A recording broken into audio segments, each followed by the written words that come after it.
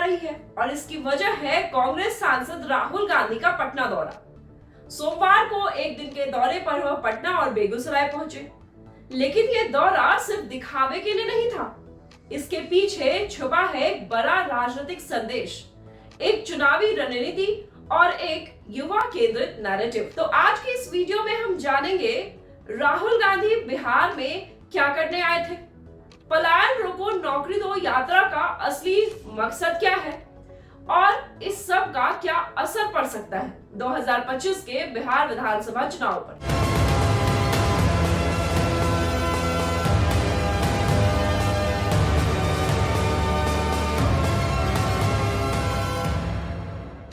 सबसे पहले बात करते हैं राहुल गांधी के इस दौरे की टाइमलाइन की। सुबह उन्होंने बेगूसराय में NSUI की यात्रा पलायन रोको नौकरी दो में हिस्सा लिया। 20-25 मिनट में राहुल गांधी और कन्हैया कुमार एक साथ दिखे। फिर राहुल गांधी पटना के बापू सभागार में संविधान सम्मेलन में पहुंचे और तीसरा उन्होंने बिहार कांग्रेस के नेताओं के साथ बंद कमरे में मीटिंग की, जिसमें 2025 की चुनावी रणनीतियों पर चर्चा हुई। लेकिन सवाल है क्यों राहुल गांधी का ये दौरा एक सधे हुए राजनीतिक एजेंडे का हिस्सा है। ये साल में उनका तीसरा बिहार दौरा है, यानी हर महीने कांग्रेस बिहार में अपनी मौजूदगी दर्ज करा रही है। पलायन रोको नौकरी दो सिर्फ नारा नहीं, टारगेट है। युवा वोटर्स बिहार में हर साल लाखों दूसरे राज्य में काम करने जाते हैं। कांग्रेस इस मुद्दे को पकड़कर बता रही है कि अगर हम आए तो ये पलायन रुकेगा। संविधान सम्मेलन सामाजिक न्याय का एजेंडा फ्रंट फुट पर।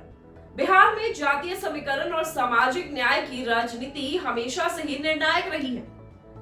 राहुल गांधी का बापू सभागार में संविधान की बात करना सीधा मैसेज है कि कांग्रेस पिछड़े, दलित और अल्पसंख्यक वर्ग के साथ खड़ी है। अब एक और दिलचस्प बात, कहा जा रहा है कि राहुल गांधी ने कन्हैया कुमार की पदयात्रा में भी शामिल होने की योजना बनाई थी, यानी कांग्रेस अब उन चेहरों को प्रमोट कर रही है जो जमीनी राजनीति से आते हैं, जिनका सीधा जुड़ाव युवाओं से। Kanhaiya Kumar plus NSUI grass root connection, यानी कांग्रेस अब सिर्फ बड़े बड़े वादों से नहीं बल्कि यंग लीडरशिप, ग्राउंड एक्टिविज्म की जोड़ी से चुनावी जमीन तैयार कर रही है। इससे यह संदेश साफ है कि बिहार में अब सहयोगी नहीं बल्कि कांग्रेस निर्णायक भूमिका चाहती है। राहुल गांधी की लगातार मौजूदगी से यह साफ है कि पार्टी अब सिर्फ सीट बंटवारे पर भरोसा नहीं करेगी बल्कि जनता के बीच अपनी मौजूदगी भी बनाएगी। युवा मतलब वोट बैंक टारगेट, रोजगार, पलायन, संविधान, युवा नेता, ये सारे मुद्दे सीधे युवाओं को अपील करते हैं।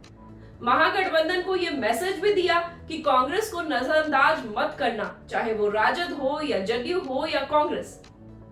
वो सिर्फ पोस्टर में नहीं जमीन पर भी दिखना चाहती है। राहुल गांधी का ये दौरा सिर्फ एक इवेंट नहीं बल्कि एक सोची समझी चुनावी चाल है। कांग्रेस बिहार में नए सिरे से अपनी पहचान गढ़ने की कोशिश में है और इस बार केंद्र में है युवा, संविधान और रोजगार। हालांकि इस दौरे पर एनडीए का हमला इसे लेकर काफी तेज रहा। गिरिराज सिंह, नित्यानंद राय और जीतन राम मांझी ने इसे लेकर काफी कुछ कहा, वो आप सुनिए। अब यह देखना होगा कि राहुल गांधी के इस दौरे को और कांग्रेस के इस सियासी समीकरणों को जनता कितने सीरियसली लेती है, जनता इसे कितनी गंभीरता से देखती है और आगे कांग्रेस किस तरीके से बिहार में अपनी पैठ बना पाती है।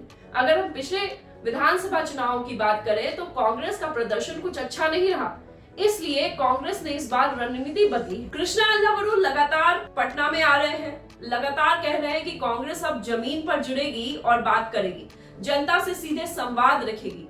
तो क्या कृष्णा अल्लावरू, राहुल गांधी, कन्हैया कुमार, क्या इन सब का मिला हुआ समीकरण कांग्रेस को बिहार की सत्ता के थोड़ा करीब पहुंचाएगी? अब देखना होगा कि जनता इसे कितना गंभीरता से लेती है और क्या कांग्रेस 2025 में कोई बड़ा उलटफेर कर पाती है। अगर आपको ये एनालिसिस पसंद आया हो तो वीडियो को लाइक करें, शेयर करें और चैनल को सब्सक्राइब करें।